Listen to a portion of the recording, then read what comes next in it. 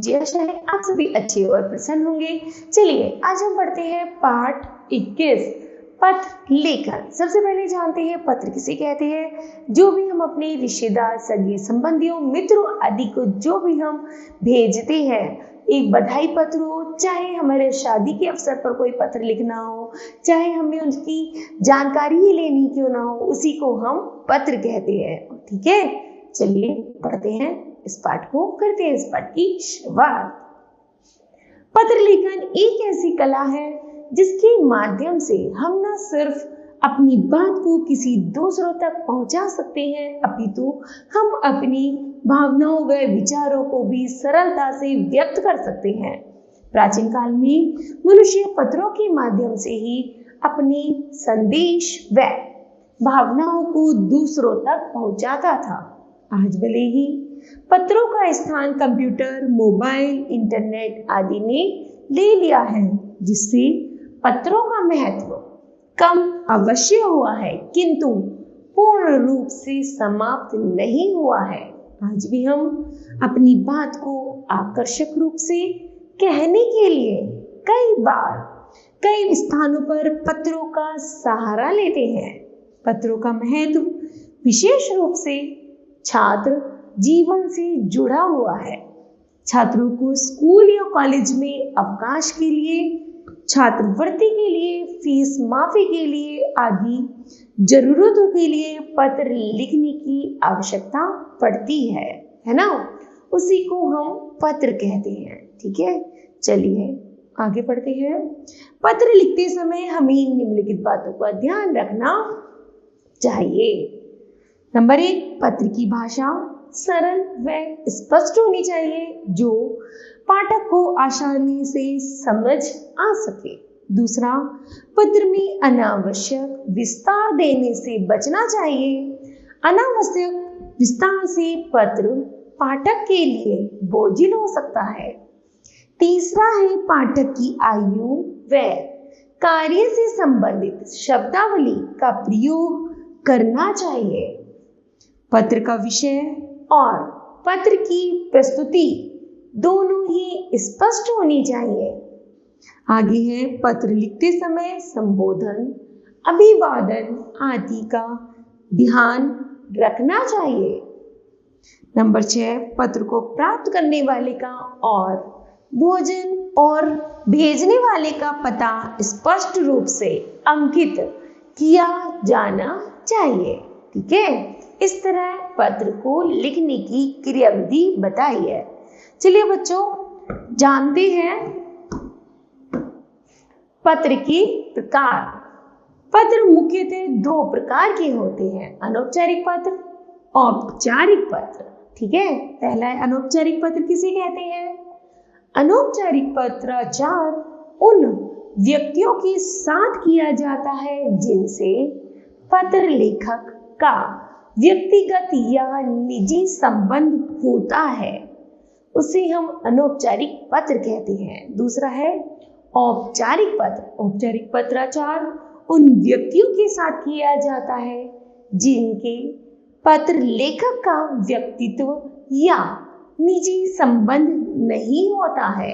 ठीक है, चलिए पत्र के अंग। पत्र के निम्नलिखित 8 अंग होते हैं।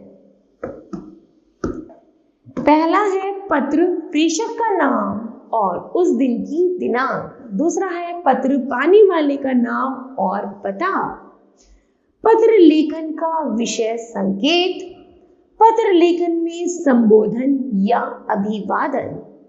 आगे है पत्र की विषय वस्तु। पत्र लेखन में समाप्ति के समय समापन सूचक शब्दों का प्रयोग। हस्ताक्षर से पूर्व की शब्दावली।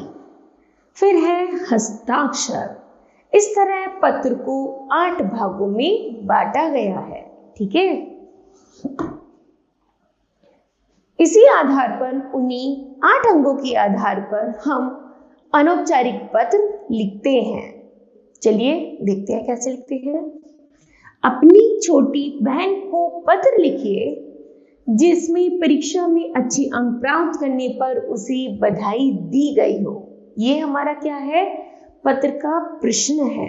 ठीक, अब इसी प्रश्न के आधार पर हम पत्र को लिखना शुरू करते हैं।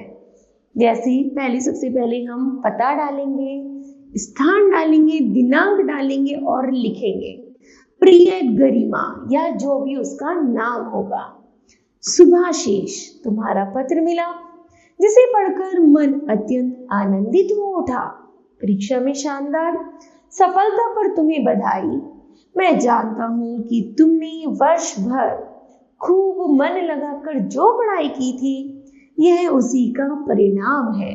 मुझे उम्मीद है कि तुम भविष्य में भी परिश्रम करती रहोगी। अपने गुरुजनों एवं बड़ों के आशीर्वाद से इसी प्रकार सदा अच्छे अंक प्राप्त करती रहोगी।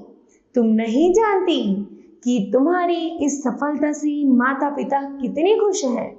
भगवान स्वस्थ एवं प्रसन्न रखे, यही कामना है। शुभकामनाओं सहित तुम्हारा अग्रज विवेक। ठीक है। दूसरा प्रश्न है, सखी या मित्र को अपने जन्मदिन पर आमंत्रित करते हुए पत्र लिखना है। ठीक, चलिए लिखते हैं। सबसे पहले हम डालेंगे पता, जगह का नाम और फिर डालेंगे दिनांक। लिखेंगे प्रिय सखी विनीता से प्रेम नमस्कार। आशा है कि तुम सकुशल होंगी। तुम्हें यह जानकर प्रसन्नता होगी कि 15 नवंबर को मेरा जन्मदिन है। इस अवसर पर मेरे माता पिता ने एक समारोह का आयोजन किया है। इसमें भाग लेने के लिए मैं तुम्हें आमंत्रित करती हूँ। जन्मदिन समारोह का कार्यक्रम स्वागत बैंकेट हॉल में रखा गया है। यह सायं 7 बजे प्रारंभ होगा। 1 घंटे के मनोरंजक कार्यक्रम के पश्चात ठीक 8 बजे केक काटने की रस्म होगी। 8:30 बजे डिनर शुरू हो जाएगा। मुझे आशा है कि तुम समय से पूर्व ही पहुंच जाओगी। अपने भाई को भी साथ ले आना। तुम्हारी प्रिय सखी शालिनी। ठीक है। आगे प्रश्न है, 5 दिन के अवकाश हेतु स्कूल के प्रधानाचार्य को प्रार्थना पत्र। सेवा में प्रधानाचार्य जी, स्कूल का नाम डालेंगे, जगह का नाम डालेंगे, लिखेंगे महोदय। सविनय निवेदन है कि मैं आपकी स्कूल की कक्षा 6ठी A का छात्र हूँ। मेरा परिवार 10 अक्टूबर से 14 अक्टूबर तक दक्षिण भारत का भ्रमण करने जा रहा है। मैं भी उनके साथ जा रहा हूँ। यह भ्रमण शैक्षिक दृष्टि से भी मेरे लिए उपयोगी रहेगा। इस दिनों मैं स्कूल में उपस्थित नहीं हो पाऊंगा, अतः आपसे विनम्र अनुरोध है कि मुझे 5 दिन का अवकाश प्रदान कर कृतार्थ करें। आपकी अति कृपा होगी। से धन्यवाद। आपका बेकारी शिष्य। नाम, कक्षा 6ठी और दिनांक 9 अक्टूबर और सर। ठीक है। आगे है, दिल्ली नगर निगम के स्वास्थ्य अधिकारी को क्षेत्र की गंदगी की ओर ध्यान दिलाते हुए पत्र लिखना है। सेवा में स्वास्थ्य अधिकारी, मेरठ नगर निगम, पश्चिमी क्षेत्र। यहाँ पर दिल्ली लिखा हुआ है तो यहाँ पर थोड़ा सा मिसप्रिंट हो गया, कोई बात नहीं। या तो यहाँ दिल्ली करेंगे या हम मेरठ कर देंगे।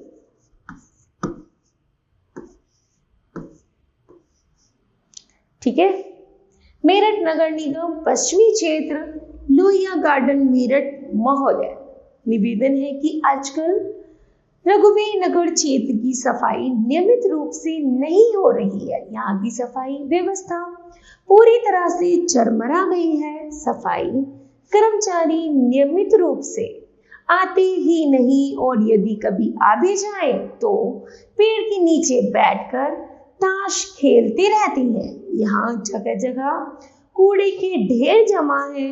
सारा वातावरण दूषित हो रहा है। यहाँ मलेरिया, डेंगू तथा हैजा जैसी बीमारियां फैलने की पूरी आशंका है। अतः आपसे प्रार्थना है कि सफाई कर्मचारियों को उचित निर्देश देकर यहाँ की सफाई व्यवस्था को चुस्त दुरुस्त कराने की कृपा करें। भवदीय, राहुल मित्तल संयोजक और अपना मोहल्ला या कॉलोनी का नाम और मेरठ और दिनांक। इस तरह बच्चों ये औपचारिक पत्र समाप्त होता है। ठीक है, अनौपचारिक पत्र जो अपने सगे संबंधियों को लिखे जाते हैं, औपचारिक पत्र जो स्कूलों में या कार्यालयों में प्रयोग किए जाते हैं, उन्हें हम औपचारिक पत्र कहते हैं। ठीक है, तो मुझे आशा है बच्चों यह पाठ आपको समझ आया होगा। धन्यवाद। ठीक है।